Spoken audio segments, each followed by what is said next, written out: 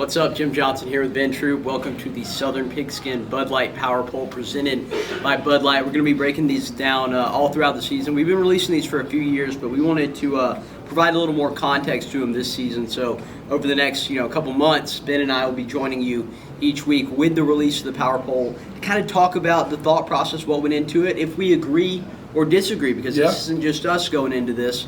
But let's just kind of go from, I guess, ascending order. We'll start at the bottom. All right. At number 12, this is our top 12 teams from the ACC and SEC.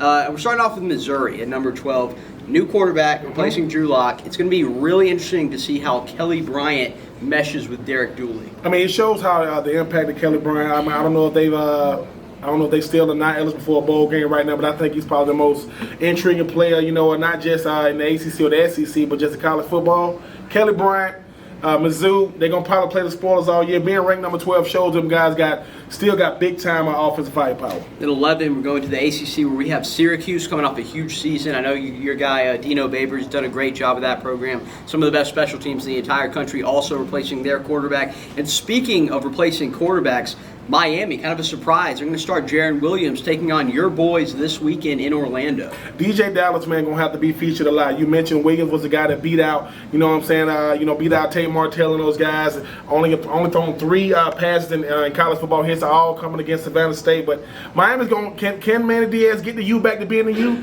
DJ Dallas going to have a lot to do with that. Yeah, Virginia coming in at number 9. Kind of the story of the two Bryces. You got Bryce Perkins, maybe the best quarterback in the ACC, not named Trevor Lawrence, and Bryce Hall, for my money, the best cornerback in the country. And then number 8, back to the SEC, Texas A&M, man, a really good team, but boy, that schedule. Well, listen, Kellen Mond going to have a lot to do with a lot of teams' destinies this year out there. We'll play Clemson, play Alabama, play Georgia at Georgia. I know that Jimbo Fisher's going to be looking to, make some strides in year number 2. But I think when you look at Kellen Mond and what he brings to the table, big-time player for a big-time program. And then people might be surprised by this one. Mississippi State's actually at number 7, and they were coming off a year where they probably had one of the 3 best defenses in college football last year, right up there with Clemson and Miami. But losing Montez Sweat, losing Jeffrey Simmons, it's going to take some guys on the back end of that defense, a strong linebacking core led by Errol Thompson and a secondary led by Cam Dantzler for them to step up. And then number 6, Auburn. And man, it feels like you never know what to expect from Auburn. Yeah. I think people think they'll be a little bit down this year, but they're going to be solid in the trenches.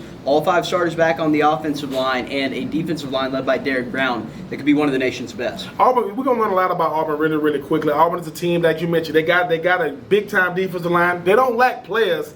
It just comes down to the scheme. You never, ever know. It's the biggest question mark in college football. Gus Malzahn is willing to give money back. I don't know where they do that at to stay, but he ain't want to leave. I've been to Auburn. I'm just saying, Coach.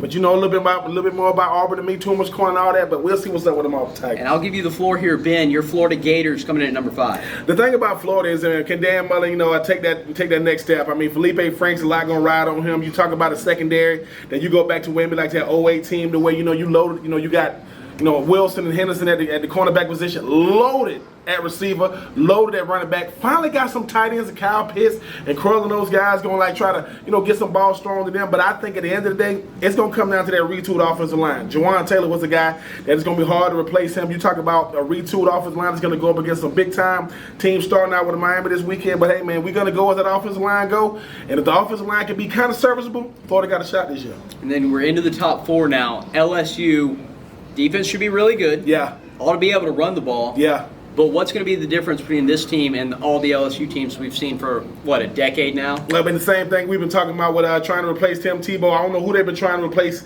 George Marcus Russell at LSU. It's going to go as Joe Burrow goes. Joe Burrow is a guy that kind of tapered off a little bit at the end of last year, but still got a lot of tools to work with. Got some big-time players at the skill position. But Joe Burrow going to have to go out there and make it happen, because if you haven't seen Grant Delpit, you haven't never heard of the name, you live under a rock, the best defensive player regardless of position in college football. Georgia, I don't think anybody would be surprised. They're number 3, and they might be the 3rd best team in the nation, but when you're comparing SEC and ACC schools, you still got Clemson and Alabama. That being said, Georgia is number 3. Some concerns about the receiving core, some concerns about the linebackers. Is that overblown? It is. I think at the end of the day, man, a team like Georgia stockpiles 5-star recruits. They're not going to lack any guys on the perimeter. It's just going to be a new guy catching the ball from Jake Fromm, who's been missing consistent.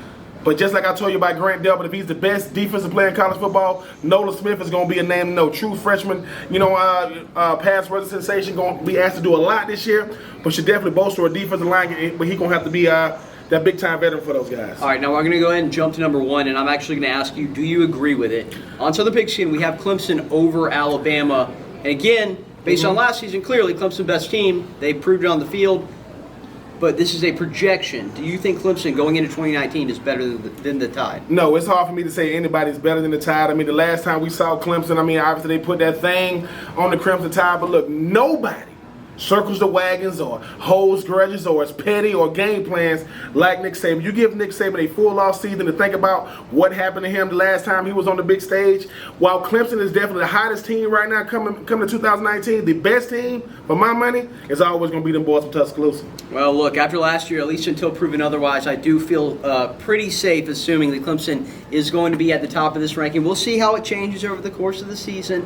Ben and I will be here with you each week to break it down. You can find it on SouthernPigskin.com. This is the Southern Pigskin Bud Light Power Poll.